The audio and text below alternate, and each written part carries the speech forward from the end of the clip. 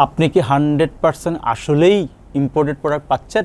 তাহলে আপনার জন্য এই ভিডিও। আমরা সবসময় বলে থাকি ডং গার্ডেনের সবই 100% বিদেশি। সব বলতে এখানেই ফেব্রিক্স, দেন হচ্ছে আপনার উপরে বর্ডারের পেস্টিং, বাকি আছে আইলেট। এই জিনিসটা আপনি যখন মার্কেটে যাবেন, পর্দা কেনার সময় দেখবেন উপরের বর্ডার আউটলুকটা আসলে কেমন হয়। কারণ পর্দা যতদিন থাকবে উপরের আউটলুকটা ঠিক ততদিন সৌন্দর্য থাকবে যখন আপনার উপরে চাইনিজ পেস্টিং ব্যবহৃত হয়।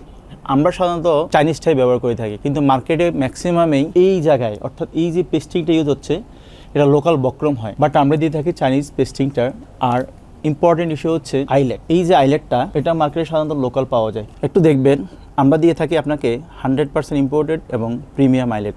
এই আইলেট হচ্ছে এমন একটা জিনিস, কোনো একটা সময় 15 বছর বা 20 বছর পরে আপনার পর্দা ছিঁড়ে যাবে, এরপর আইলেটের কিছু হবে না। কিন্তু আপনি যখন লোকাল আইলেট ইউজ করবেন সেটা কয়দিন পরে ভেঙে যাবে, কালো কালো দাগ পড়বে, কিন্তু বিদেশি এবং প্রিমিয়াম আইলেটে কখনো এমনটি হয় না। তো আপনি নিশ্চিত থাকুন ডং গার্ডেন আইলেট, পর্দার পেস্টিং এবং ফেব্রিক্স সব কিছুই 100% বিদেশি দিয়ে থাকে।